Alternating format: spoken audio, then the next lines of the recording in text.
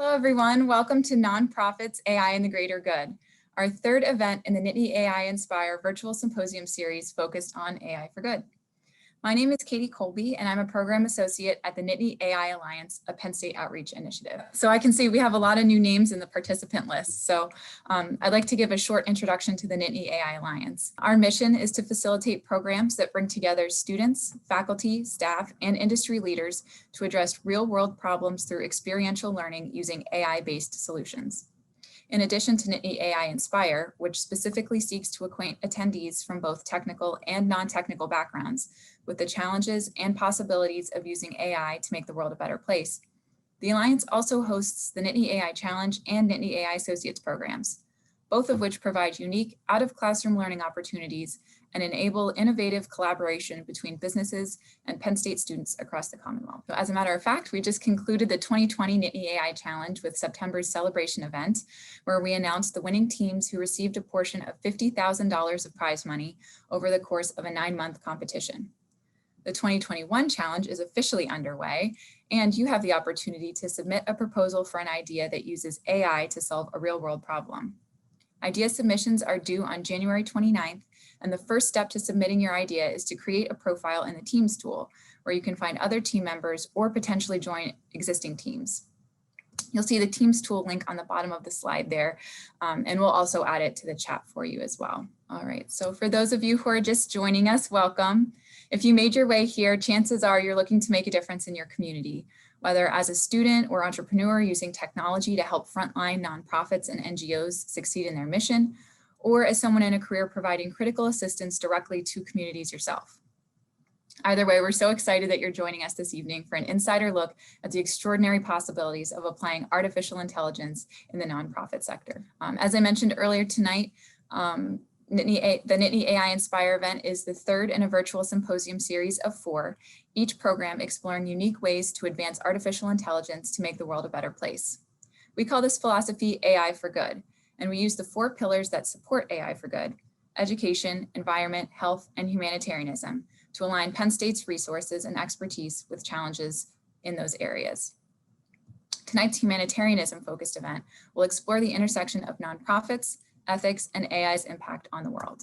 We have a lot of resources to help you dive in with us. So tonight we're going to kick things off with an opening presentation by Fred Brown, President and CEO of the Forbes Funds, who will speak from the nonprofit perspective on the needs of the nonprofit community. Next, we'll hear from Allison Peach, a former Nittany AI Challenge team lead, who will share her experience as a student working to develop a unique AI-based solution for nonprofits. Finally, we have an expert panel to help us bring it all together and discuss the challenges, possibilities, AI technology, and your questions. We've also added a brand new interactive Innovation for Good event open to all audience members on Wednesday, December 2nd at 6:00 p.m. to turn tonight's inspiration into real action. We'll send out the link to register for this follow-up event in an email next week, so stay tuned for more details, and we hope you'll all join us again in December. So now, without further ado, I'd like to introduce Fred Brown, President and CEO of the Forbes Funds, for our opening presentation, Artificial Intelligence Through the Equity Lens. Fred has been a climate justice trainer, environmental justice leader, policy analyst, adjunct professor, dean of students, teacher, coach, mentor, certified juvenile justice judges trainer, certified conflict mediation and resolution trainer, master consultant, supervisor, director, and executive director of nonprofit organizations since 1987. He currently serves as the president and CEO of the Forbes Funds, a supporting organization of the Pittsburgh Foundation, and a philanthropic organization focused on strengthening the management capacity and impact of community nonprofits in the Pittsburgh area. So Fred, if you would like to take it from here. Thank you, Katie. It's been great working with you guys. Thank you. Thank all of those who have gotten on from the Pittsburgh area, Allegheny County and such. I see a lot of names and faces. It makes my heart proud. I'm happy to see people take this serious. I think that there's a unique opportunity here for us to really look at this work through an equity lens. COVID has really impacted our ability to see the world for what it was and what it needs to be. As a result of this pivot, it requires the nonprofit sector to become more agile, iterative, collaborative, and innovative so that it can transform the sector by walking this talk. As you can see on a global level, COVID has impacted every inch of our universe. And as a result of that, we have a direct responsibility to act with due diligence. What's important to me is to understand, for us, we think in systems and practical applications, in the 30-year inflection point report, or flashpoints. And so when we think about the work of the recent election and what it's done to our country, there will be a need to create harmony before we can move forward. There will definitely be an impact on rental and mortgage moratoriums that will be forthcoming. 2022 will have a sense of need for how we will address COVID impacts in our recovery plan. 2023, this notion of racial equity will become more relevant with regards to what are the known practices that are moving the needle. 2024, income inequality will definitely rear its head as we start to talk about how equity plays out in our economic factors. More importantly, what becomes the role of AI and machine learning as we begin to tackle solutions that require our whole world to pivot and respond in just kind? 2026, we need to address the Medicare potential collapse. And then our most pressing issues to me is the impact of 2030 climate change, 2040, the population shift in the US from minority to majority, and then 2050, when 70% of the world's population will move to the urban corridor. Each one of these factors requires us to think outside the box. I believe that AI can offer a way for us to radically change our thinking through a co-creative framework focused on human-centered design, utilizing the development of ecosystems. I think Penn State is primed to be a partner in this work. I'm excited by Darren, supportive of our work, Katie and his team. Since the very onset of these conversations, they've been very open, iterative, and transformative with regards to what's possible. That kind of thinking allows us to look at the theories of computer applications and systems reform to look at how it performs and creates tasks differently. And so this notion of moving from the theoretical to the metaphysical becomes critical in our decision-making, how we look at problem solving, recognizing issues in our sector. The nonprofit sector is expected to lose 7% of the nonprofits over the next several months. That's approximately 22,000 in our region. So how can AI and the social determinants of health create a different way and structural framework for not just our pivot, but our new way forward? And so when we start thinking about economic stability, social and community context, neighborhood and built environment, healthcare, education, these determinants really create a XY correlation with work that could be executed in the nonprofit sector while concurrently creating a cross-sectoral application of that work when we start to look at how it performs across the region. The social determinants of health also allow us to create a way to track our work with the United Nations Sustainable Development Goals as we consider how those outputs affect our global indicators. How we want to do this work in the plan is really simple. We want to look at how we function on the micro level, at the smallest level, how we build and foster data sovereignty. One of the most important critical factors to many of these nonprofits is the information they hold dear to their heart as the heartbeat of the work they do in their communities. So how do we use that work through AI to really help nonprofits understand their contributions to the sector, how they can tell their story differently, how they can compete with the other nonprofits that are usually bigger than them? Our work at the Forbes funds, in particular with the Greater Pittsburgh Nonprofit Partnership, GPNP, has revealed over the last 37 months that our sector is shifting. 2/3 of GPNP members have budgets of $1 million or less. Those institutions really represent what I would call the mortar that holds the bricks together in our community. Sometimes we don't pay a lot of attention to that, but if that mortar disappears, those bricks will fall. And so how do we reinforce the mortar to serve the needs of the community can be greatly enhanced by AI. For example, some organizations with $5 million or more in budget has a staff that deals with development. In most organizations that have $1 million or less budget, the ED is usually the grant writer. The ED is the person executing the program. The ED is the person meeting with the foundation institutions raising additional money. The ED is the one being the spokesperson for the organization.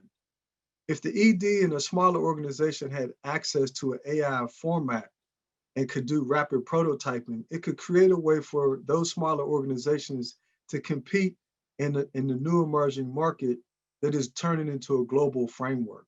And for many of these institutions, that pivot constitutes fear and stress in their current ecosystems.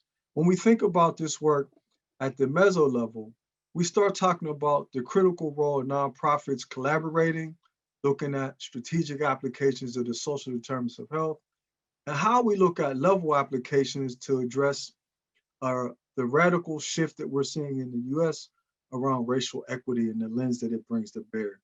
How AI can help assist that is really taking away the implicit bias that currently exists in the system and using a different algorithm to think through and operate in a way that honors humanity as a source of our resolution. Strategically collaborating with universities, governmental agencies, and institutions through an AI framework allows nonprofits to create a macro level integration point that looks at driving change through co-creation of new ecosystems. This is particularly important given how important these institutions are to the nonprofit sector, to the communities in which they're in. They really serve as the heartbeat for our cities and help us understand when there's stress and shocks to the sector. AI could help create a more salient relationships with macro level organizations and ultimately create a feedback loop that allows us to do more predictive analytics on when stress and shocks are anticipated to hit the sector and how we might mitigate that risk. On a global level, AI can help us look at the correlation between the social determinants of health and the reverse engineered application of the UN SDGs to create a concrete framework for a global dashboard. This would give preference to certain activities within the micro, meso, and macro level that are driving change at the global level. Many citizens need to be made aware of how their contributions can decrease our carbon footprint, increase our use of fuel efficiency, harness the issue of food deserts in a way that really helps the city, the county, the state, and the country pivot to serve the global needs of our entire system.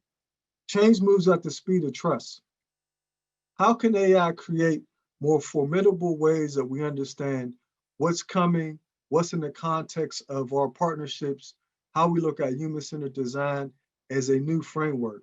When Einstein talks about you can't solve a problem with the same energy that created it, for me, what that means is how do you get people to move or resonate at a different frequency?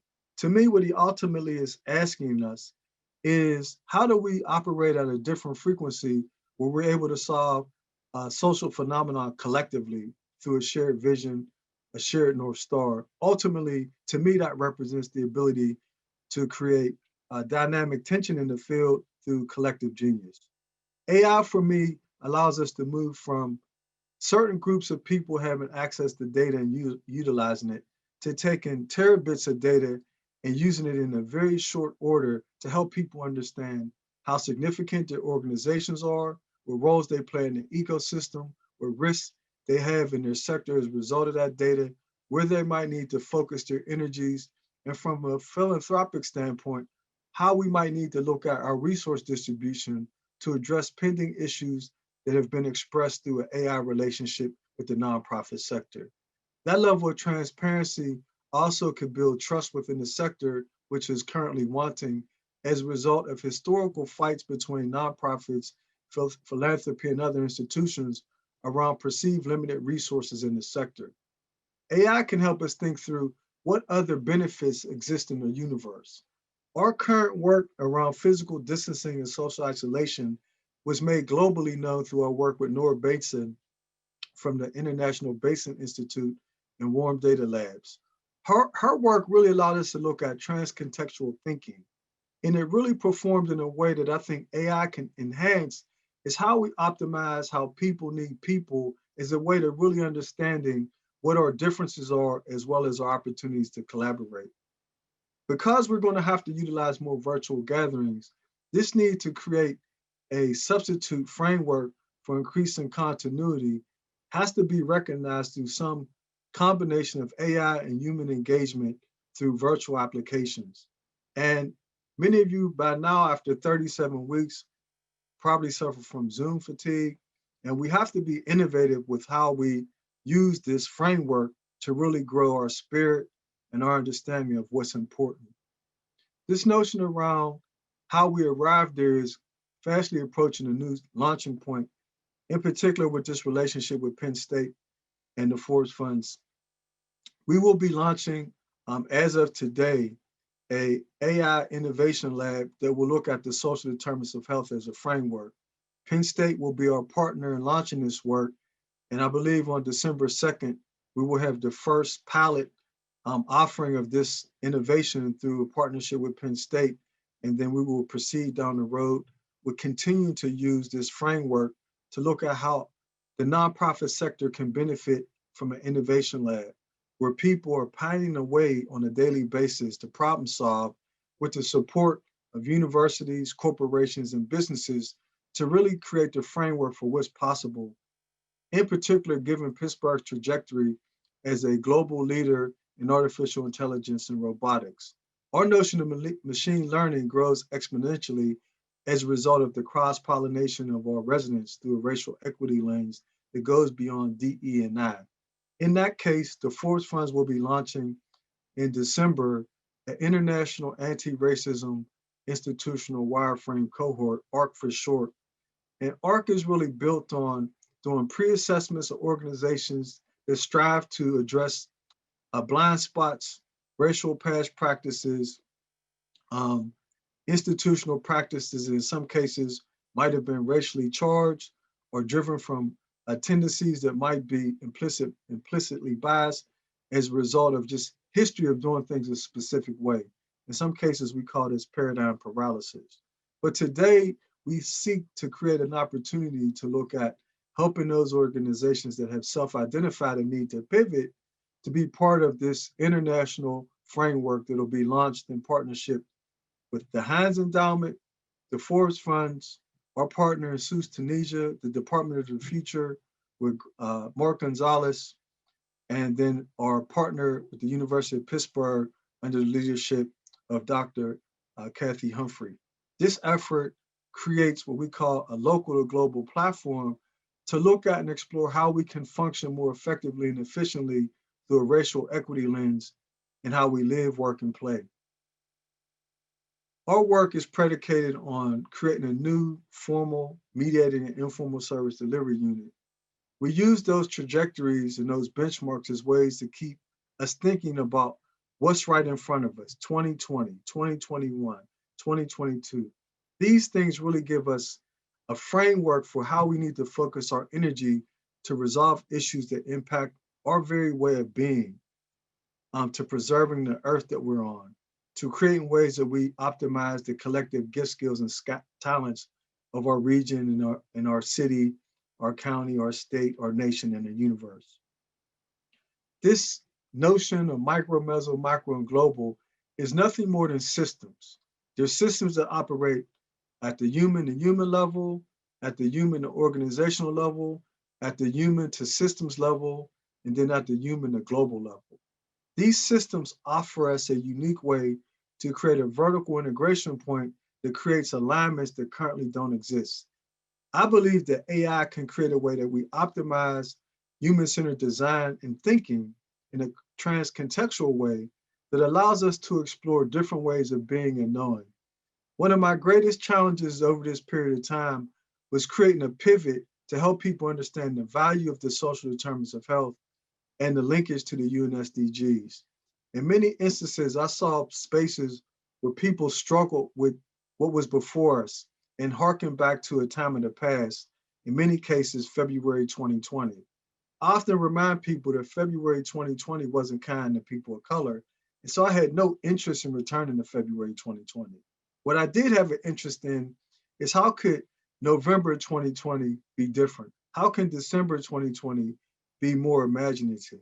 How can January 2021 reflect a reimagining of how we can be better as a human being, as a species?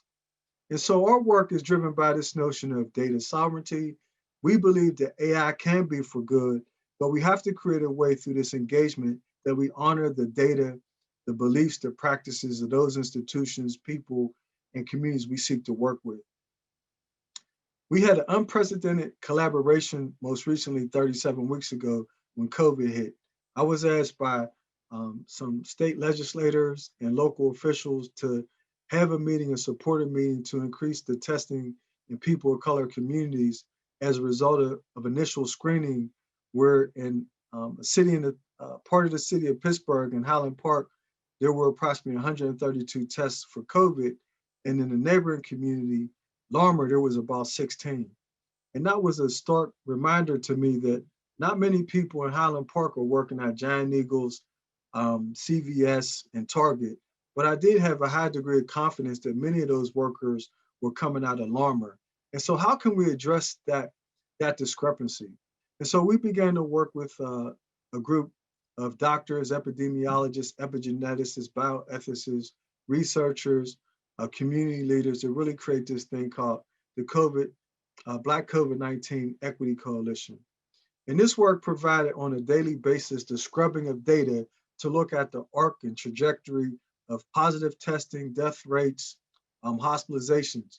When this work started 37 weeks ago, minority people were 1.5 times our white counterparts with being entracted into the system. Today we're at 3.0. And so there's been a growing concern with regard to the disproportionate impact that COVID has had on people of color, primarily because of pre-existing conditions, ones that need to be mitigated from a different framework.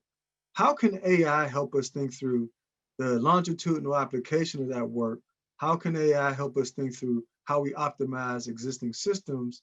How can AI help us think through predictive analytics to where hotspots may be as a result of sentinel surveillance and wastewater surveillance as possible options? And so these test by days confirms the spikes. We get this data on a daily basis. As a result of our team, we've created 8 COVID task force within our ecosystem that has a direct linkage to Dr. Levine. We meet with her on a monthly basis. And so how can AI not just help our region, but also inform the governor's office on trends and practices that work to address, to flatten the curve across the state? How can we retrofit those different cities with different population variances in a way that reinforms a practice that cures and flattens the curve for all? We also work on a weekly basis with the superintendent of schools to really look at how you can safely reopen the schools, but concurrently, how you can use community partners to optimize learning as a result of the disruption of traditional learning. Our team is working on a weekly basis to really figure out what the best way forward to do that work and how AI can assist in that process. Some of the content experts we use are critical in this notion because they represent people of color.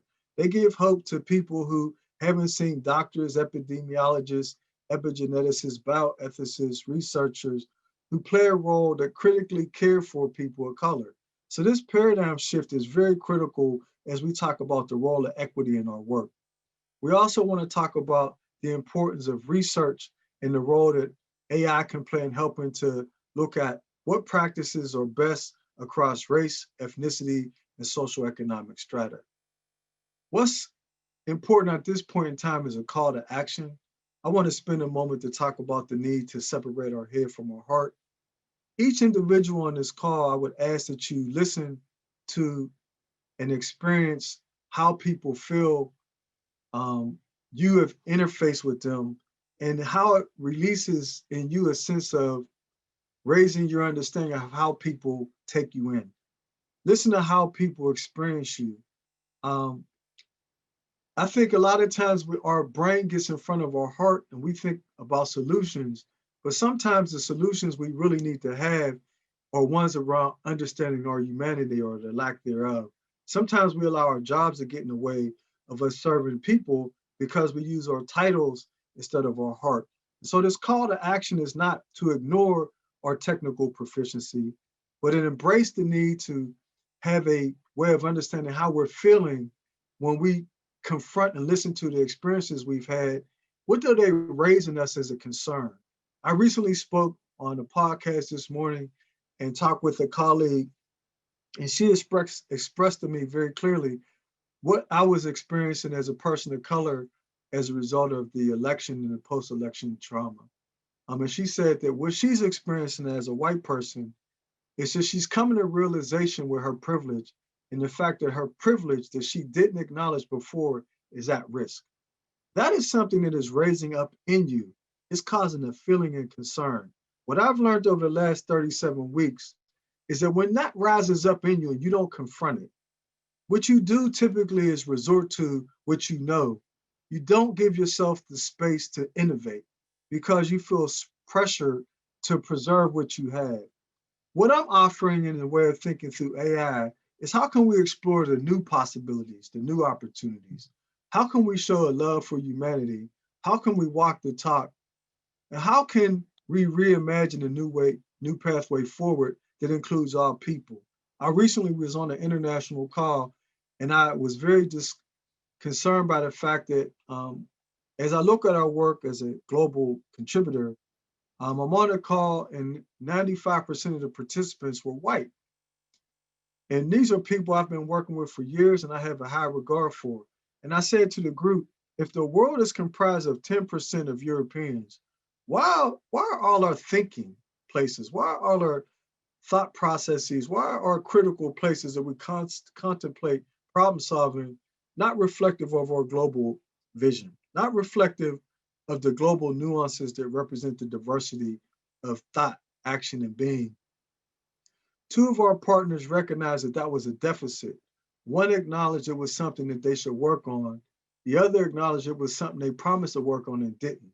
And so I'm asking people, what is the impediment that causes us not to honor each other in a way that serves the world's problems? What is it about our idiosyncrasies that force us to believe that we are omnipotent or our way of knowing and being serves the entire world when the world is comprised of many different people?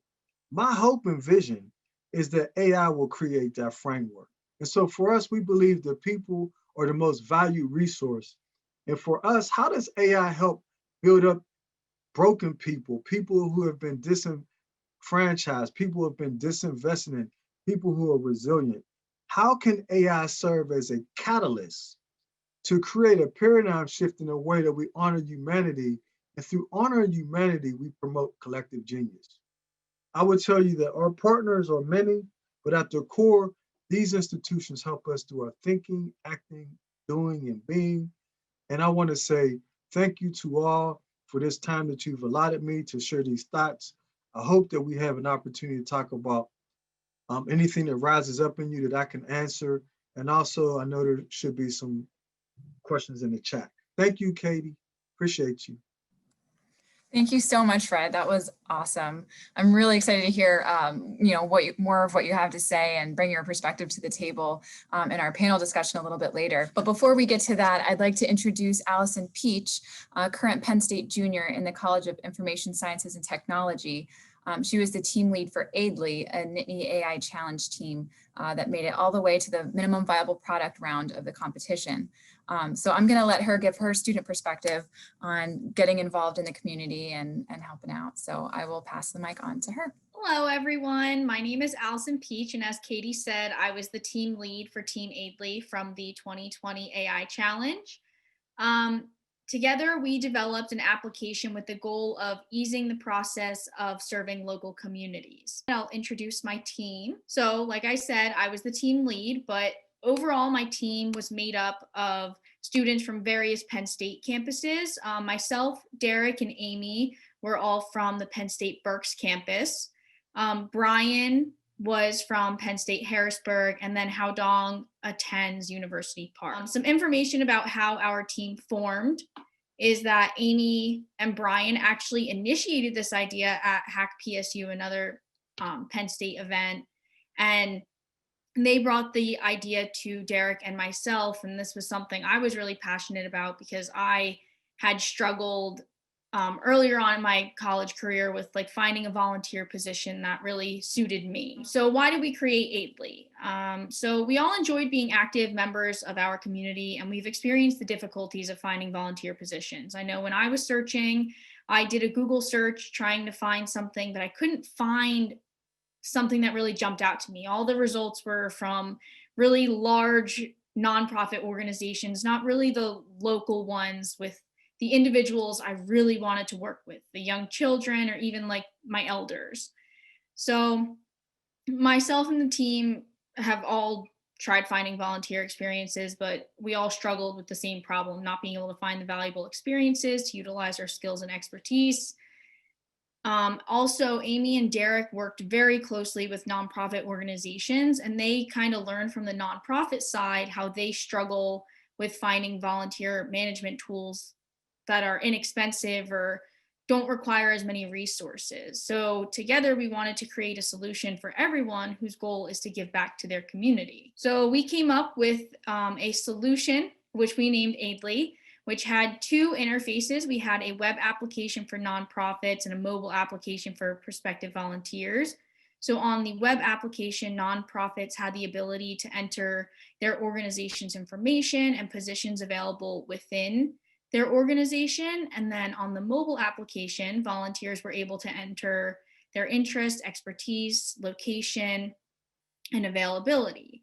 And with both of those pieces of data inputted, we created AI to create matches for the prospective volunteers to find the organizations that matched their interests. So both nonprofits and volunteers would become matched. They would be able to communicate with each other right through the app. And then we also allowed them the chance to rate the organization, volunteers, and opportunities to make sure that they were kind of living up to their expectations, and we weren't allowing just anyone to kind of hop on the app and not really commit to what they were signing up for. And then additionally, we created a little friends feature within the application that allowed those prospective volunteers who signed up to invite their friends to involve even more members of the community. I know, especially being in college, I love doing things with my friends, and it kind of makes it feel more worthwhile when I get to hang out with my friends and do something good. So we thought that was a great aspect to kind of reach out to our population or generation as well. So our matches, as I said, were created using artificial intelligence. We use name entity recognition, natural language processing, and content-based recommendation systems. Derek was our artificial intelligence guy, and he worked very closely with our two team advisors who were both professors of IST at the Berks campus. They were great assets for our entire project. And although I did not work closely with the AI because I was the team lead, I still got familiar with it and got to understand its functions within our application, which isn't something I was getting in the classroom. So this was definitely a great experience. And I go on to the next slide and we can talk about more benefits that I got from the Nittany AI challenge. Overall, the challenge experience was incredibly beneficial for myself and my amazing team. On top of just getting the experience with AI, it also presented more opportunities for us, like networking. I got to work closely with classmates and professors that I wouldn't have gotten to work closely with in a few month-long class over the semester. This was something we worked on for about 9-10 months, and we really got to build it from the ground up. We came up with the idea all the way to actually building a working mobile and web application, which was a great experience and a very great experience for networking with classmates and professors. In addition to that, we got to meet sponsors from the AI challenge, which included employees from IBM, Microsoft, Amazon, really great companies that I know a lot of people would love to get in contact with. So this is a great way to kind of get your foot in the door, as they say. And also, Brad is a great resource throughout the entire thing. And he kind of brings in a whole network himself. So he's a great asset and presents a lot of great opportunities and really wants you to succeed. And you can tell that. In addition to the networking, this is a great opportunity to express your creativity and dive into artificial intelligence even more. That's not something, as I said, that I really am getting in the classroom. So this was a great opportunity to kind of commit to something and learn outside the classroom. And it was a passion project. It wasn't something that was assigned to you by a professor and you had a few weeks to complete it. This is something, like I said, we built from the ground up and committed to for 9-10 months. And this also allowed us to develop new skills and improve many skills that we already had. I know as the team lead, I got to develop plenty of soft skills for like project management, public speaking, effective communication and organization, working with a team of people that I haven't really worked with before. It was very challenging, but very rewarding at the same time. It also obviously gives you some technical skills. You're working with the programming, the artificial intelligence, and something I didn't expect to gather from the challenge, but due to going virtual, I learned how to get really into video creation, because due to the online nature of going virtual for the challenge, I had to turn all our presentations into video. So although I didn't expect to build that skill and come out of the challenge with that, it was definitely a great asset to come out with.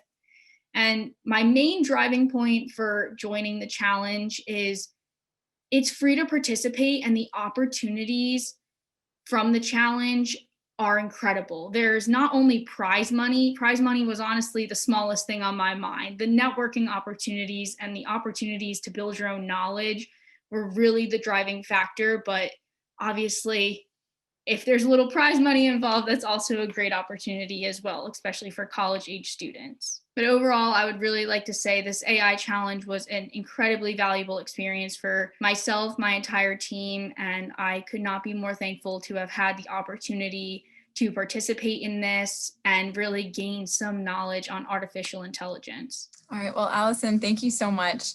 I think it's great that your work, even though you weren't directly hands-on with the AI, and obviously the work of your team just really goes to show how students can play an integral role in shaping the future with AI and making a real impact in the community. I think it's important to call out the idea that we as community members, and particularly for students coming from different disciplines and hailing from communities all over the country and the world, we have a real opportunity and maybe even responsibility to invest our talents and perspectives back into the places and causes that are both personally meaningful to us and can truly make a difference. So here to help us think a little deeper on that and connect the real world problems faced by the helpers and change makers in the nonprofit world to all the innovators who are right here in this audience wondering, how can I make a difference? We have an expert panel with great insight on how nonprofits, researchers, and students can help meet the needs of the community and the role that artificial intelligence can play in taking solutions to the next level. So to kick things off, I'd like to introduce our panel moderator, Sandra Allain. Sandra is the Director of Law, Policy, and Engineering, an interdisciplinary initiative across the College of Engineering, the School of International Affairs, and Penn State Law at University Park. She is also a professor of practice in the School of Engineering, Design, Technology, and Professional Programs in the College of Engineering, which we just call CEDTAP. She's a lecturer in law and an affiliate of the Sustainability Institute at Penn State. Sandra has over 15 years of experience as a practicing attorney in intellectual property and technology transfer matters, and was most recently an attorney in the Office of University Counsel at the University of Illinois at Urbana-Champaign. She also has been working in higher education institutions for over a decade in various roles, including in-house counsel, tech transfer and innovation, global programs, and international partnerships. So Sandra, I will hand things off to you to introduce the panel. Thank you, Katie. It's really a pleasure to be here today, and want to thank you and everyone from Nittany AI Alliance for the invitation to moderate this panel discussion. As Katie mentioned, I'm the director of LPE, and really one of the goals of this initiative is to highlight the impacts of emergent technologies, including AI in society, and increase the understanding of both the regulatory and policy landscape needed to achieve greater impact. So we're looking at really bridging the disciplines of technology, policy, and law. And I was really excited to hear from the students and their project, and of course from Fred Brown. And before brief introductions, I'd like to go very quickly over the format of today's panel discussion. So each panelist will introduce their organization or collaboration with nonprofits and share their perspectives on the role of AI in the nonprofit sector. Followed by that, we will move on to a set of curated questions that I will address to the panelists. And then we will have Q&A from the audience. So I do wish to encourage everyone who has questions to please post those using the Q&A. And then we'll finalize with some closing remarks and call to action from the panelists. So I would like to, first of all, briefly introduce Somava Saha, and she is the founder and executive lead of Wellbeing and Equity in the World, We in the World, as well as executive lead of the Wellbeing in the Nation WIN Network. Thank you so much, Shoma, for being here with us today. Thank you so much, Sandra. It's such a pleasure to be here to see the active engagement and the conversation and the chat and the Q&A, and of course to hear Fred's remarks earlier today setting the stage. You know, as somebody who has been thinking for what it takes to advance intergenerational well-being and equity for over 25 years, one of the things that I've come to realize is that policy change and system change requires that we actually all even understand the world and how we got here in a way that we can move forward together. Otherwise, what happens is that if we only look at a part of the data, for example, who's having bad outcomes, what we can do is think of those people as the problem, instead of understanding the root causes and legacies that might lead to historic harm and current harm.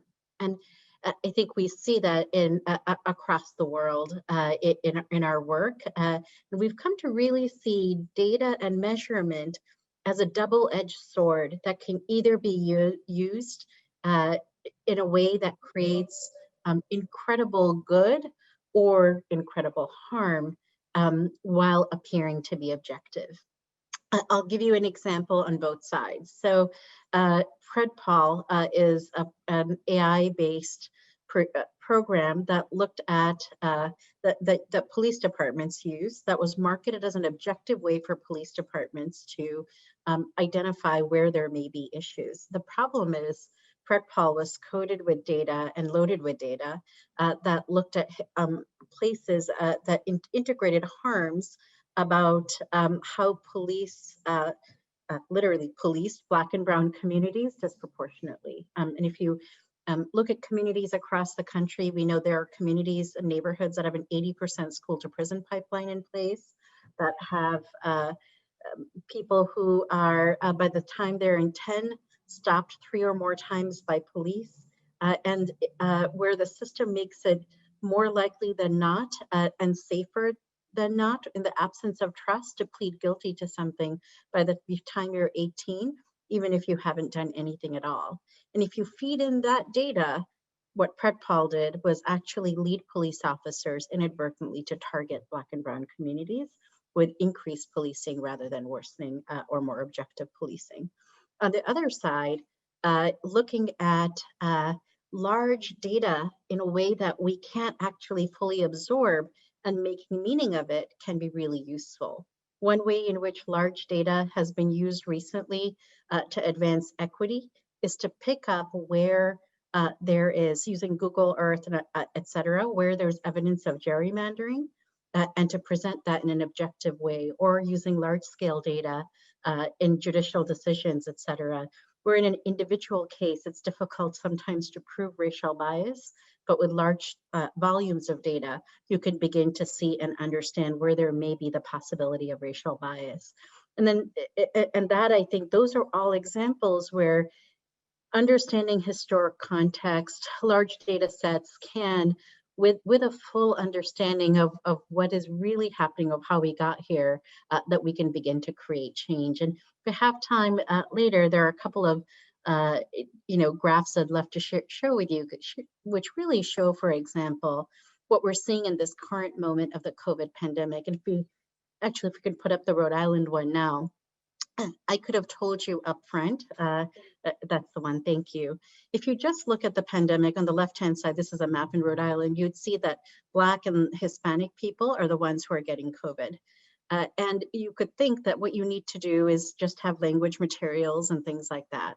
But if you look to one more step back at the data and look at the big data, what you see is COVID cases and their distribution map almost exactly social vulnerability index that was created in 2016, which really reflects sort of the places that have experienced harm. And if you really dig under, what you see is there may be places where there are inadequate water and sanitation, where people who are poor and live in more housing dense conditions with other people who have to work as essential workers, and that there may be they may have poor access to healthcare and testing. And if you understand that, you go beyond looking at simply language materials, which, don't get me wrong, I think cultural competence and creating materials in language is important. But what we often do is expect people to work beyond what they need to do for themselves to also mitigate the historic harm that sets them up for poor outcomes. If you go to the next slide, you can see maps like this across the country. This happens to be not of diabetes, and you'll see the left-hand side is poverty, the right-hand side is childhood obesity. In 20 years, that right-hand side will be premature mortality, premature development of diabetes and heart disease, and another 10 years, that will be premature mortality. And that's where I really say, if we don't apply that lens, we'll code the wrong things in AI. But if we do apply that lens, we can use AI to show us where the inequities are and address the underlying causes and root and legacies that get us there. Thank you. I would like now to introduce Fred Brown, who you've heard earlier, President and CEO of the Forbes Fund. Thank you, Fred, for joining our panel today. Thank you for having me. I'm excited about just what I see in the chat, the questions I really appreciate. People are going straight to the root, talking about the need for women and diversity and recruiting and training people in STEM. And so I would be very interested in how we move from talking about that to actually doing something different. So I'm hopeful that this group, this committed partnership begins to really pine away at a way that we do that in a strategic and pragmatic way. So thank you, Sandra. Thank you, Fred. And I look forward to those conversations. And now I'd like to introduce Dr. Amulya Yadav, Assistant Professor in the College of Information Sciences and Technology at Penn State. Thank you, everybody, for having me here. It's a great honor for me. I am an assistant professor in the College of IST, and I primarily work in AI for social good. As I was hearing all the other panelists speaking, and as I'm seeing all the questions come in the chat, most of the questions are around ensuring that AI does not suffer from the problem of race-based inequity. What I would like to share with you is how, in my research and my work over the last 5 years, we've tried to tackle health-based inequities amongst marginalized populations. So, right. So basically, so far we've. The reason I'm on this panel is because I primarily work on developing AI for marginalized communities. And as a result, I end up working with nonprofits in trying to deploy the solutions that I build on the field, right? And so far, we've worked with two different kinds of marginalized populations. We've worked with homeless youth and tried in North America, and tried to solve their problems. And we've worked with low literate farmers in South Asia and East Africa and tried to solve their problems. The problems that we'll see in the homeless youth category pertain to health inequities, and the problems that we'll see in the low literate farmer communities pertain to social justice inequities, right? And basically the question is, how can we use AI to solve their problems, right? And so, at least for the nonprofits that I've talked to, basically, this is all use-inspired research, use-inspired work. Basically, it starts with us talking to the nonprofits and trying to understand what they're working on. this question is not as simple as it sounds. How can we use AI to solve their problems? If you really want to solve their problems, you need to know what the problems are. And we as computer scientists, and I can speak for most people in my discipline, we cannot know what the problems are unless and until we talk to the people who are actually trying to solve the problems on the field, right? Which are the nonprofits who are trying to provide services to some populations who need those services, right? And so it is only through collaboration and communication that we can understand what these problems are, right? And so through this communication in my work, what we've realized is that there are two parts to an operation, at least for the nonprofits that I've talked to. Most of these nonprofits, they try to develop or implement an intervention strategy of sorts, right? Where they're trying to, that this intervention is supposed to benefit the lives of some marginalized community. And also as part of bookkeeping, they collect some raw domain data. And my effort has been, how can we use AI to improve the efficiency of these intervention strategies that they're trying to develop, right? And so invariably, the pipeline of my work looks like this. We have some raw domain data that the nonprofits collect for us. Then we try to build some machine learning models, which then get fed into optimal allocation problems. And the answers or the solutions to these optimal allocation problems tell us or tell the nonprofits how to best implement their intervention strategies so that they can make the best use of their limited resources. And this component, the machine learning and the optimal allocation component, together form the AI in the work that I've done, right? And so just to give you a couple of examples, let's talk about this access to public health. These are Cody and Blue, two homeless youth that we worked with in Los Angeles. They lived in Venice Beach, Los Angeles. 20-year-olds, every single day they used to sleep on Venice Beach, and they would every day they would go to this place called Safe Place for Youth, which is a homeless youth shelter, and they would get food, they would get new clothes, they would get new shoes, etc. Right? Amongst this population, so there's approximately 6,000 homeless youth in Los Angeles every night, and they're 10 times more likely to get infected by HIV. So this is an example of health inequity, health-based inequity, right? Amongst the homeless youth population, you're much more likely to get infected by HIV and other STIs. And so what do you do about this, right? So what are the social intervention strategies that nonprofits try to implement in this case? So the ones that we talk to, for example, Safe Place for Youth, they organize these intervention programs amongst these youth, where they recruit a small set of youth as peer leaders, and they try to give them information about how to prevent HIV. They're urged to adopt safer behaviors, and then these peer leaders are encouraged to spread these messages amongst their social circles. They're supposed to lead their communities towards safer, low-risk practices that will prevent their chances of contracting HIV, right? So what we effectively do, I don't want to get into too many details. We collect social network data. We do some machine learning to learn models of which youth are influential in these networks.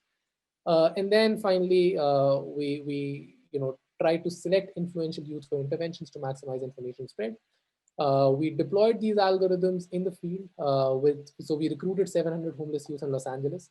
For these, we went to these nonprofits. We collaborated with 3 different nonprofits, basically three different homeless shelters in Los Angeles. And the goal was to try to raise awareness about HIV amongst these homeless youth that we have as part of our study, and to see whether we can induce positive behavior change amongst these youth, right? And so we had these 3 centers. We have My Friend's Place in Hollywood, Los Angeles, Safe Place for Youth in Venice Beach, and Los Angeles LGBT Center, which is another nonprofit. And so we tried, so the healer and docent that you see, these are AI algorithms, and degree centrality is a method using which homeless shelters used to conduct these interventions. So the way they selected their peer leaders is basically they would say, which are the most popular people in these networks? Let me train them as peer leaders, right? And so, just to give you an example, this is a Safe Place for Youth in Venice Beach. We went to this shelter. We recruited approximately 80 youth in this. We constructed the social network. Our algorithm came up with these recommendations that, pick these people as the influential nodes, give them information about HIV prevention. We did that. And long story short, we were able to affect a change in standard operating practices of these these three homeless shelters. You know, the way, the modus operandi that they had prior to these AI algorithms was this DC, degree centrality.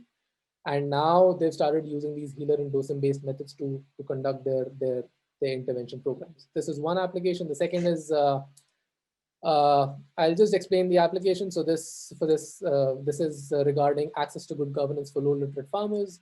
I went to Chhattisgarh in India, which is one of the poorest states in India.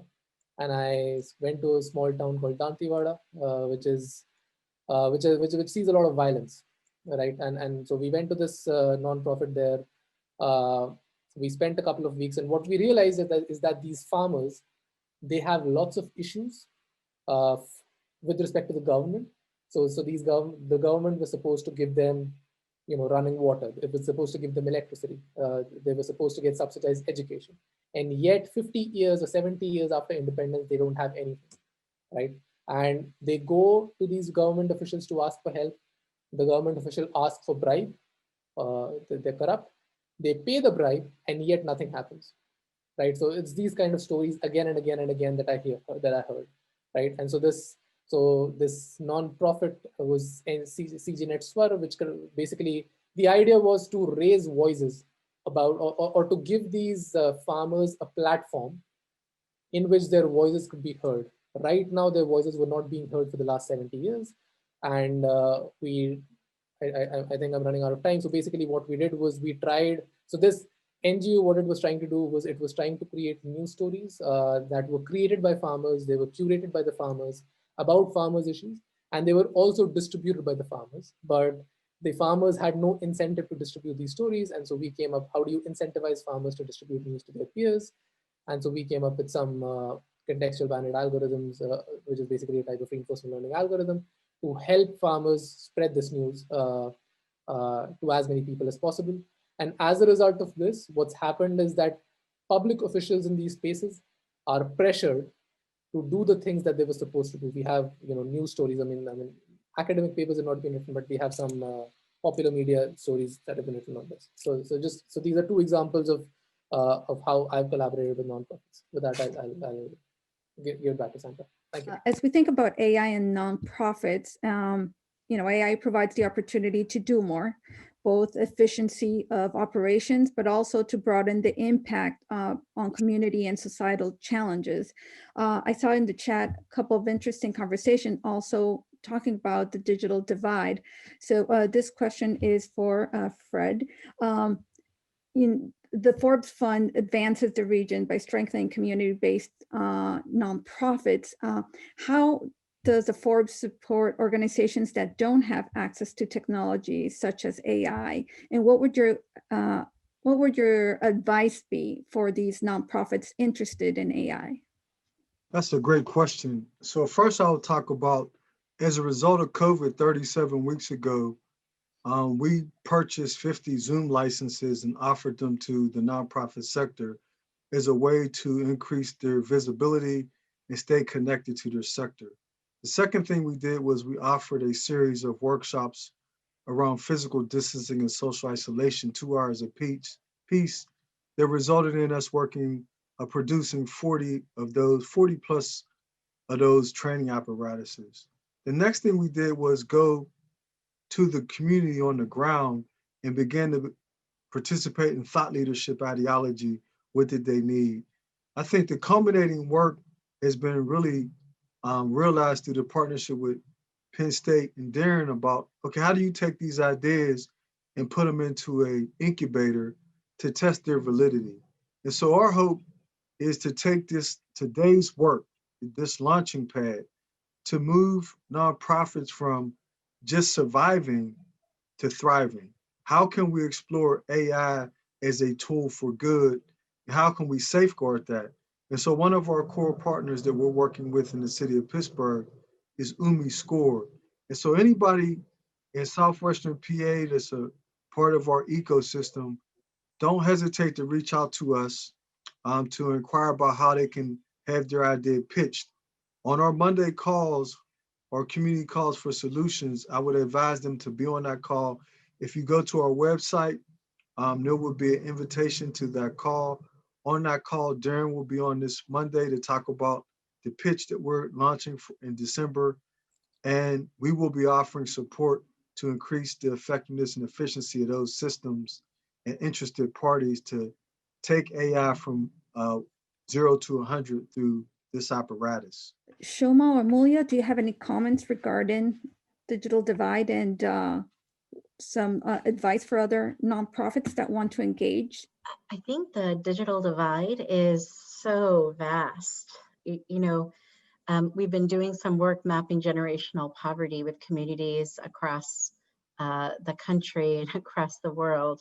About 1 billion of the poorest people in the world don't have access, and some of them are right here. And that's access is everything from just access to broadband and internet to which we've seen in the context of COVID has meant that people don't have access to an education or jobs or of course, healthcare, but it also means a lack of access to digital literacy, to STEM at the level that you need to be able to participate in the solutions. And I think the biggest thing that I would say is we have so much to do to get the technology and the data systems right, and we have just as much to do to get the fundamentals right, which is build the pathways for what is needed to truly advance change. And I think one of the things that, I really want to double click on that's been said is across the world, the other thing that we've seen is that the people who are closest to the problem,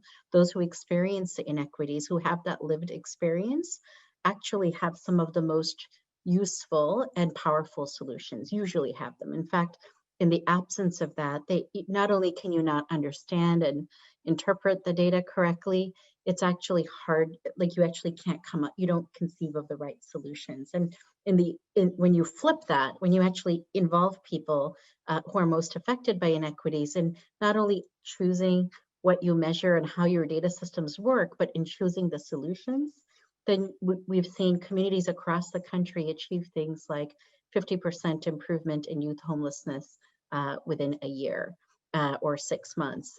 We've seen reductions in the incarceration pipeline from 75% to less than 5%. And so much of that is about the data and AI and what the insights that data can offer, but it's also about the true inclusion of people most affected by inequities in designing the systems and developing the solutions. So I just wanted to double. Thank you, Shoma. I think you made a great point on the importance of not only working with nonprofits and other social organizations who have that context and sector expertise, but actually that end user who is affected, and how do we bring those also to be participants as we think of solutions. And I'd like to now direct a question to Amulya. He showcased a bit of the collaborations and his work with nonprofits and other academic institutions. And one question is, what are the most helpful AI tools you use every day in your current role that you feel everyone going into the field of nonprofits and AI should also obtain and learn? The answer would be different for different people because I think everybody, if interested, I think the only thing that you need to be interested, to be involved in the space is interest. If you're interested in solving the problems, there's a place for you, right? And so, but that being said, based on the background, different people need to do different things, right? And so I guess if somebody is a computer science major who's not had any exposure with nonprofits, but would like to explore, use the tools or the skill sets that he's acquiring through computer science and to do some good in the space, then I would say things that are useful to learn would be the topic of machine learning and data science, right? If somebody does not have a computer science background but would like to get involved in the space, the skills that I think would be useful would be analyzing and visualizing data, and maybe a little bit of programming. Programming is still not as necessary, but getting an ability to once you have data to look at it from 4 different perspectives, which each of which reveals a different problem about the thing that you're trying to solve. Those would be things that I think those are things that computer scientists need as well. So I think those are things that are indispensable skills that anybody who wants to get involved in the space should do. But that being said, I think, I mean, my answers might be biased from a computer science perspective. I would like to say that nothing, I mean, we as as people who do AI can't achieve anything on our own, right?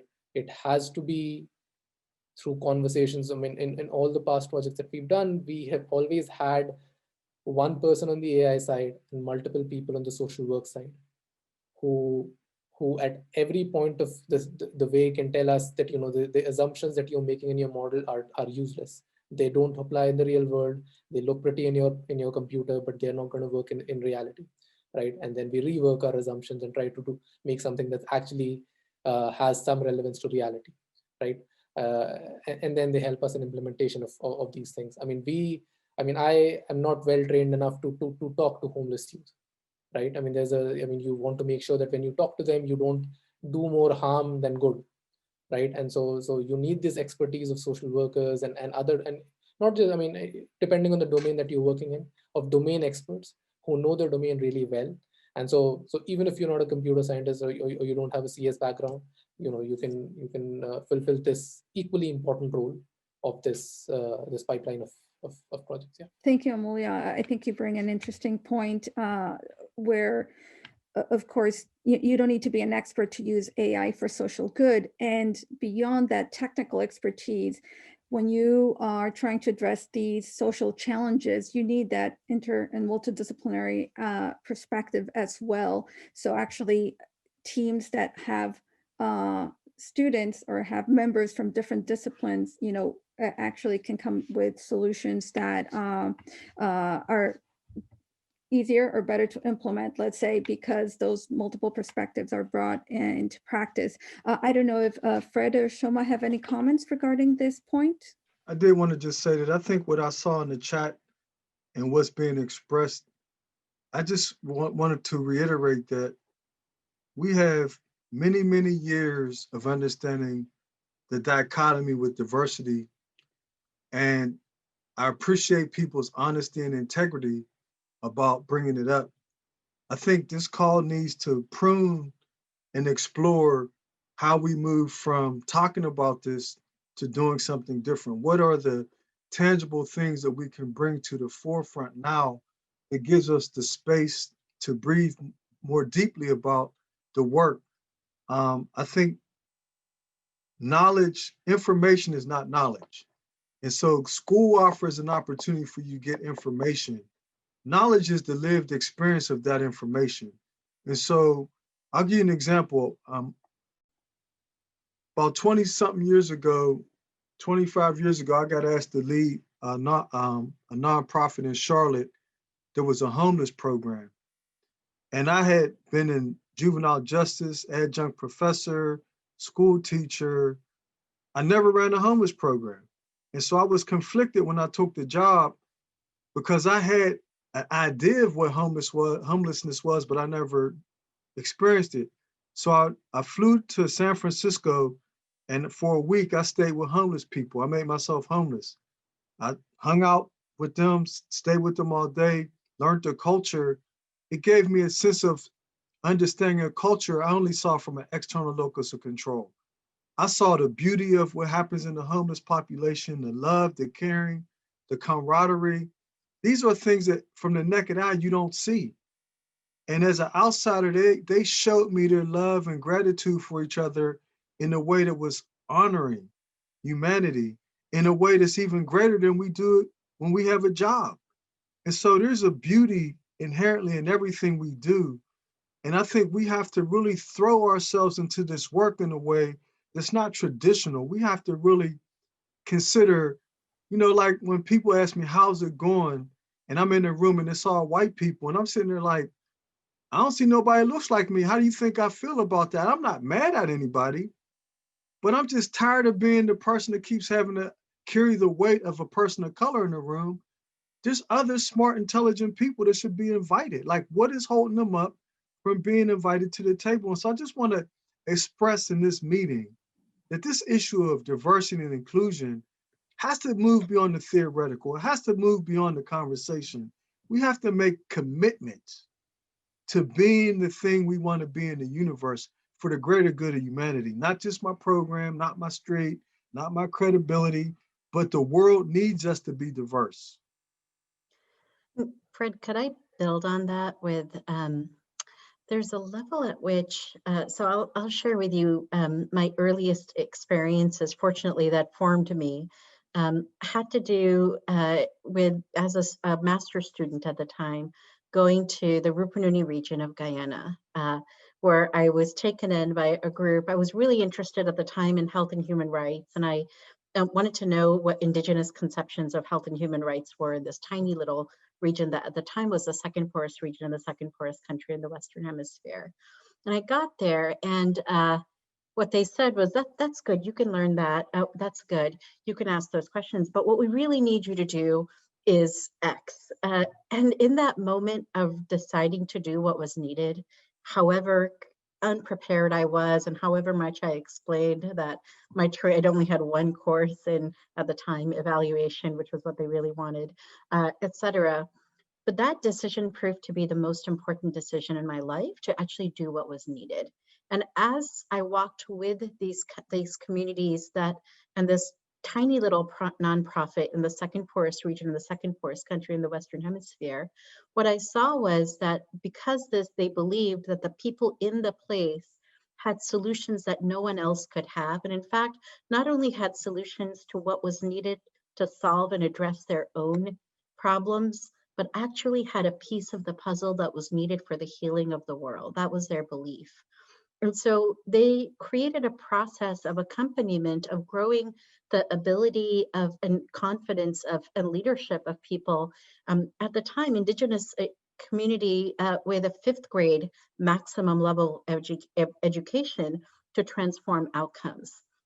And as they did that, at first they solved typical public health things, but by year 5, when they turned over control, that communities began achieving outcomes no one else could have conceived. They reduced malaria rates by 90% while eliminating malnutrition among widows, because they had access to trust in a way that others from the outside couldn't have had. And data was a part of that solution, but really the reason that worked was because there were widows who couldn't make it farming, and there were people who by this time they knew that malaria was caused by mosquitoes, but they couldn't afford mosquito nets. So the trust that it required to be able to convince people, the widows, to stop farming and weave mosquito nets as part of a sewing cooperative and barter it with their fellow villagers, that's not something anyone from the outside could have actually negotiated for them. And it led to breakthrough outcomes. And I can give you like 5 more like that from just that region. I'll tell you that I've built a whole career now of helping communities across the world in 100 Million and WIN and others apply a simple set of methods and tools that are really about integrating people with lived experience into the decision-making process. Recently, that has included actually having community residents with lived experiences of inequities, national organizations and federal agencies actually decide what measures matter. If you haven't checked out the Wellbeing in the Nation measures, that's what those are. And what makes them powerful was that community residents identify things like trust in police, perception of discriminations, the sense of social connection and cohesion, things that matter. And that actually turns out to relate, we now know, to mortality. And then it turns out that people's perception of their own lives, of their community lives, is actually related in statistically significant ways to their mortality, their morbidity, their productivity in their lifespan, their contribution and the wealth of their communities. I don't mean their starting wealth, but what happens over time. And in this current moment, we're doing that to harvest ways in which community residents are driving the process of, if you come to WIN Week next week, what would create a more equitable economy. I think we need to stop helping the poor and start trusting the poor. I think we need to stop seeing what we can do for people and start seeing equity about releasing the barriers of the trapped and untapped that are keeping back and trapping the potential of people who are poor. I think if we don't understand that fundamental belief, if we don't know that actually we're the ones who are going to gain when we unleash that potential, because they have a piece of the puzzle that we need too. This isn't just about what we're doing for them. When we get to that part, we make very profoundly different decisions. And when we make those profoundly different decisions by trusting the poor and knowing that those who have been held back, actually their voices can help reshape our future, then we get into a place of mutual abundance. I know I'm straying so far from data, but I think it's part of an AI, but I think that there's machine learning and AI, and I have a daughter at MIT who is all about doing AI for the public good, and we have conversations about algorithmic justice, and I think a lot as one of the stewards of our national measures about these issues all the time. But I think just as much, we need to pair that with wisdom and trust and the building of our fundamental, our knowledge about how we got here to this place of inequity where we've chosen to leave those barriers in place and what we can do to collectively to lift those barriers to gain.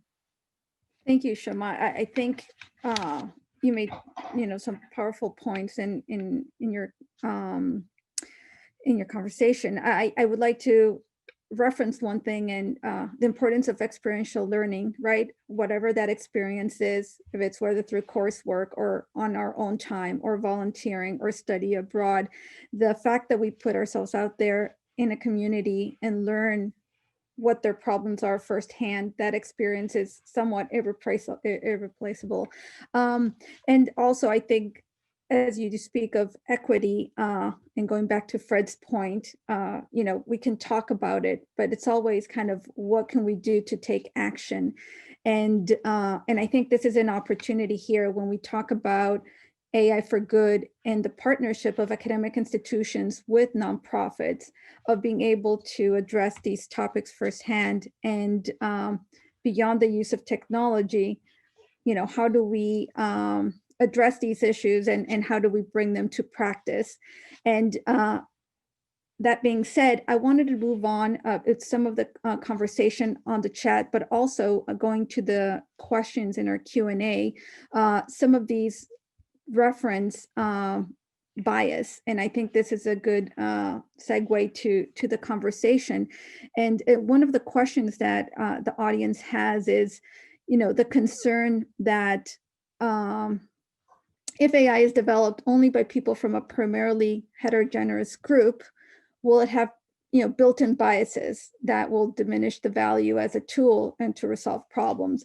And so I'd like to ask you and all the panelists maybe to provide your perspectives on this point. It's not just about it being, so yes, absolutely. And it won't correct for the fact that we've left communities in poverty and systemically put policies in place that keep them in poverty in places like those maps that I was describing for generations. So it's not just that the people will be biased, the data itself will be biased by what we have done to the poor and to communities of color.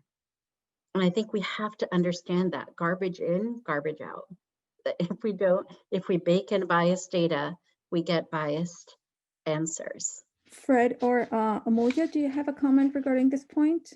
I would just say that in Pittsburgh, in particular in Allegheny County, we have a significant challenge. Our city is becoming globally recognized as a hotspot for AI and machine learning. And we talk about the need for diversity, and I think in people's heart, they really believe that, but the work that has to be done to create the on-ramp doesn't exist in a meaningful way. And we have to deconstruct our implicit biases and the things that we come to the table with. And a lot of this has to do with our upbringing around Lyndon Baines Johnson's philosophy of pulling yourself up by your own bootstraps. And if you can't make it, it's because you didn't try. You know, the data shows that systems have broken minority people's ability to compete in a level playing field. What are we willing to do to reverse that? I also think that until you do that, even people who have empathy, who might be representative of the dominant culture pedagogy, they still can't write their technology in a way that represents a lived experience. And until you have that lived experience, you can't really reformat AI in a way that meets the cultural nuances represented by a cross sector of people. I think that's a critical next step. And we have to both identify new talent that exists while grooming talent that is still babies and growing up, so that we really create the arc of this diversity we seek. Thank you, Fred. And I'd like to move on now to another of the questions from the audience. And it's how might AI be operationalized alongside the UN SDGs and human-centered design today to improve communities facing environmental injustices? And so I don't know if Amulya or Shoma or Fred want to take on this answer. I guess that's an important question. I guess there's no good answer. I mean, or no one answer, because there are 14 or 21 different SDGs, each of which has its own needs, constraints, and challenges that you would need to account for before you develop a solution that can help, right? I guess one thing that applies to all these things, I mean, I don't want to sound like a broken record, but it's the need for all of us to embrace interdisciplinary research, right? You cannot get anywhere without having a team which is interdisciplinary, which some of which have AI expertise, some of which have expertise in the sustainable development goal that you want to impact in whatever country, whatever region. So you need expertise on the field. You need expertise about that sustainable development goal, not necessarily about AI. And then you need some AI researchers who can help you map your problem into an AI problem, right? That is something that you would need. And once you have these building blocks, then the operationalization of AI for different SDGs can take place, depending on the problem. Other than that, yeah, go ahead. Yeah. I was just going to say, one tool we've used often is an action lab. Just a 100-day cycle where you take a particular issue that might be one of the SDGs that you're working on: homelessness, incarceration, substance abuse, whatever it is. Bring people together across the community, including system leaders, community residents with living experience of those inequities. You have a process of actually mapping the system from their eyes in an over 100-day cycle, mapping the system, understanding, using a process called stories to system change and others, understanding how the system is interacting with people, looking at opportunities to interrupt those systems, and then going into tests of change together, where you're really saying, what would it take to change this? Including how would we change the policies, how do we change our processes, our agreements, everything. And those are the kinds of solutions that led, for instance, to not just coordinated entry, but shifting a not in my backyard response in Wyoming, an incredibly liberal place, I hear, I'm just kidding, where youth homelessness wasn't something that could be thought of, to actually housing 50% of youth based on a solution that the youth themselves had. And that their youth solutions had to do with rebranding them as unaccompanied students, not homeless runaway youth. Because I said, I wouldn't want, someone that sounded that scary in my backyard, but I'm just a student, and creating stipends. And as they did that, 65 business leaders contributed. The same people who had been part of that not in my backyard response created the solutions that were needed. They needed to change state law, and they did that. And over the next 18 months, they found solutions to house the rest. And that's where I say the data helped in the coordinated homelessness solution. And it required that culture change, and it required people being in proximity and shifting their mindset from these are problem runaway youth to these are our future community leaders, and actually giving them the space to be. Thank you, Shoma.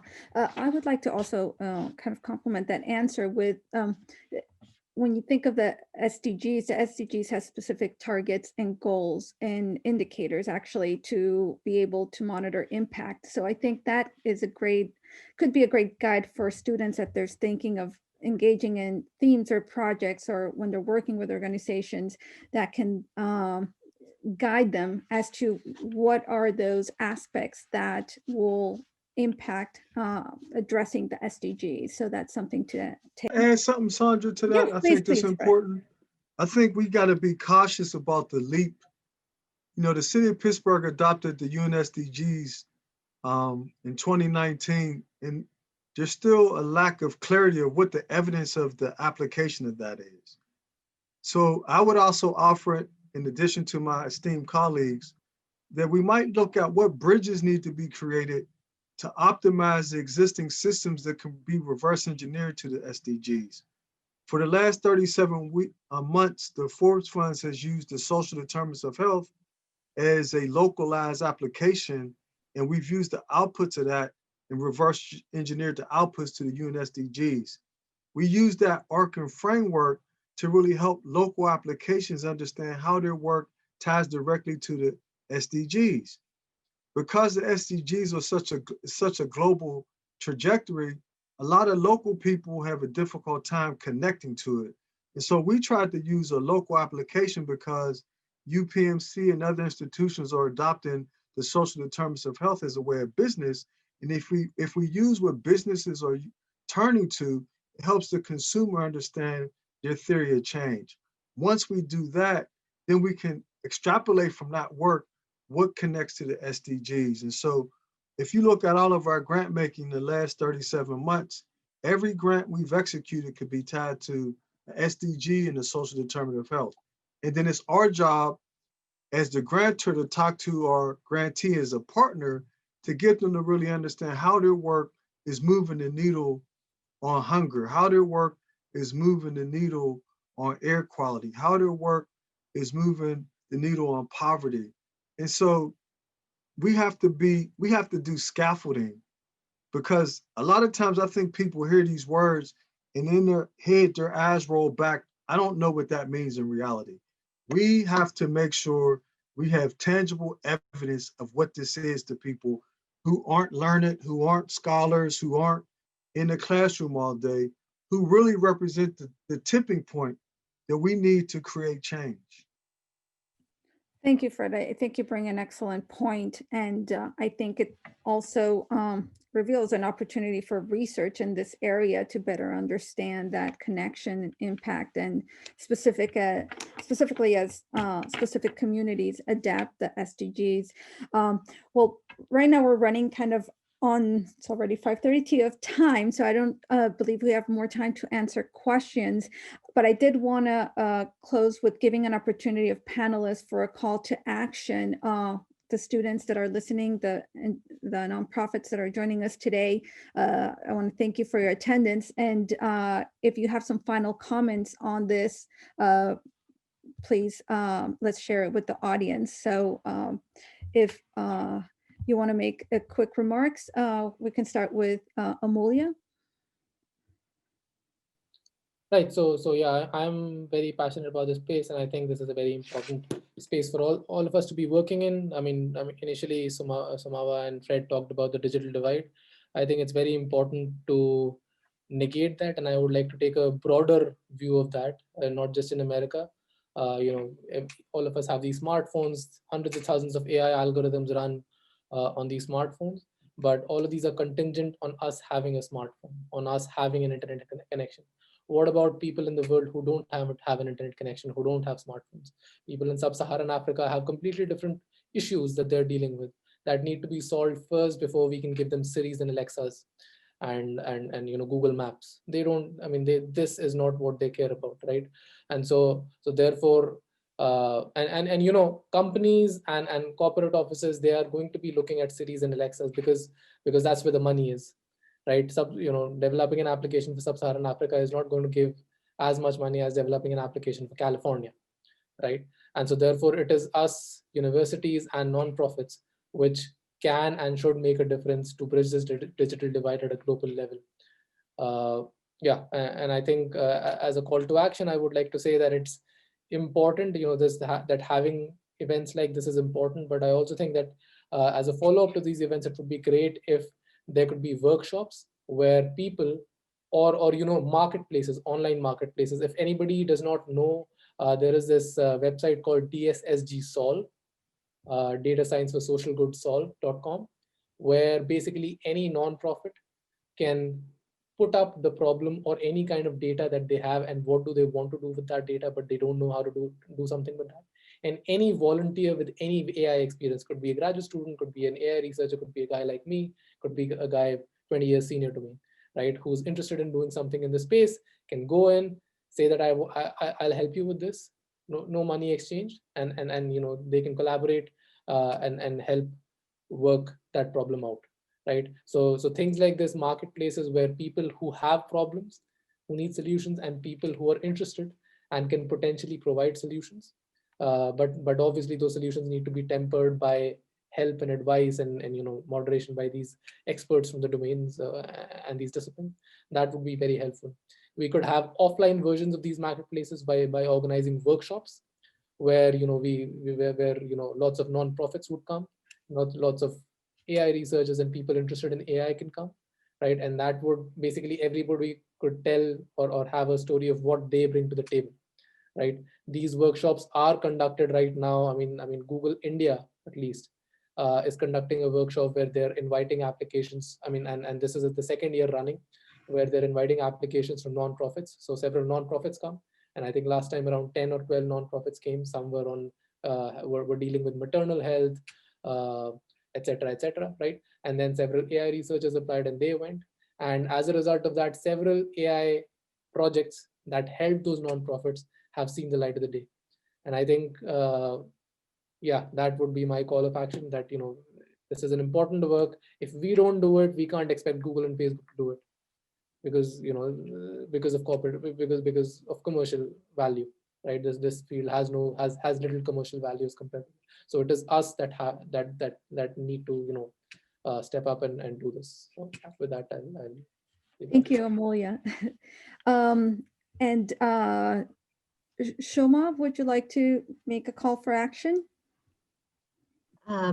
Oh gosh, I'll just have one quick, simple one. I've already made it, I think, throughout the talk, but I'll just say, if you haven't checked them out yet, the Wellbeing in the Nation measures, winmeasures.org, I'll put it in the chat, can help bridge this from the social determinants of health to the UN SDGs, because they help us see. And if you go to that website, you can see data at the locality level and begin to see where those disparities are, down to the level of the census tract where that data is available. We could always use students who are helping us to think about how to use data to show insight and wisdom and help shift culture, mindset, and get people moving. So look forward to hopefully working with some of you. Thank you, Shoma. And Fred? Thank you. I would say that Darren and this team, the Nittany AI Alliance, is a good starting point. The partnership with the Forbes funds will be launched officially today, and it'll have its big launch on Monday on our call. I would say, I would just offer, as we think about participating as students, that people don't care how much you know until they know how much you care. And so your knowledge base is not relevant until people you're working with have a shared understanding that you care about them. We cannot heal what we will not face. So you have to be able to come into this space vulnerable and fully present, meaning that you have to own your own trauma, your own journey, and do the work to allow yourself to be fully present, to hear and work with and collaborate with these stakeholders that need problem solve. And I think we have to really be conscientious that AI sounds like a large mountain to climb to people who have it spoken to them in scientific terms. We need to do a better job of breaking down AI in humanistic terms so that people see the value implicit, the implicit value in it with regards to, it's not something I can't connect to, it's something that I do every day, I just never called it this. And so I think I would ask the students that sign up for this work to make sure that they realize this is not an event or a grade, but a journey of self-discovery. And that the journey doesn't end, it just changes trajectories and velocities. And your job is to prick the consciousness of your partner on the journey to encourage them to learn at the same rate, with the same desire and the same passion you do, for different reasons, because it's about their life, not a grade. And so that's very important for you to understand. I think that will be helpful in your journey as you tackle AI for the nonprofit sector. Thank you, Fred. And I would like to close by giving a thank you to all our audience for joining us today for this important conversation. The chat was very active, and there's many challenges to overcome. And I think this is the moment. I'm excited to hear of this partnership with the Forbes funds, and as part of Penn State, being able to participate in this and encourage students to join the Nittany Challenge. I think, as Fred mentioned, this is a good starting point. And specifically in their humanitarian track, they have the opportunity to be involved with projects that have real challenges, that work with real communities. And so this is an excellent opportunity for them to engage and to really put their skills to work. And it doesn't matter if you're not an expert in AI. Like Fred mentioned, the fact that you care, that you feel passionate about a topic and are willing to give your time is really important. So I'd encourage everyone to, join this initiative. And also, just, I think a takeaway from all this conversation is, we all identify the challenges out there, and we have to come together and work in order to be able to address them and carry them out, and having these become actions and not talking points. And I think that's the challenge ahead. And so I want to thank also all our panelists for joining us today. Thank you for sharing your experiences and your perspectives on this important topic. And to the Nittany AI Alliance for inviting us to be part of this conversation today. So thank you, everyone. And we couldn't get to all the questions, but we do have them here saved. And so hopefully, we can use those to continue conversations or future workshops as been suggested. So thank you, everyone. Thanks, Sandra. Yeah, absolutely. We will take the questions that we didn't get to today and kind of pass those along to folks in our team and out to the panelists as needed. So yeah, thank you again, Sandra, and to the panelists for taking time out of your Friday evening to join us in this insightful and important discussion. As I mentioned, we're gonna share the slides out from each of the panelists in our follow-up email next week. And I have to mention that Shoma had a great slide deck prepared that I messed up. So make sure that you take a look at her slides when we send them out early next week. I also wanted to thank you in the audience for your participation tonight. As I mentioned, we will get to any questions that weren't directly answered. So, as folks mentioned tonight too, this was really inspiring, but we really have only scratched the surface. At the top of the program, I referenced that we have a lot of opportunities to get you involved. So, an opportunity including a continuation of this discussion on December 2nd at 6:00 p.m. during our first Innovation for Good event. So you can register online right now by holding up your phone's camera to the little QR code that we have on this slide, and it'll fill up the shot and take you to a link to our website. Or you can also just go to directly to our website later and register yourself that way as well. If you can't wait until December and are ready to begin making a difference today, you can check out the Nittany AI Challenge and sign up for the team tool, where you can search for and meet other students looking to build a team. Again, we need people from all different skill sets and subject matter expertise backgrounds, as well as faculty and industry mentors. For more ideas, technical resources, and events, please visit our website at nittanyai.psu.edu. Join our email list for updates and follow us at PSU Nittany AI on Instagram, LinkedIn, Twitter, and Facebook. And last thing, as you leave tonight, you'll see a short survey in your browser. We'd really appreciate if you would take a moment to fill it out so we can make sure that upcoming Inspire events are tailored to your interests. So with that, I will say have a great weekend, everybody, and we hope to see you again in December.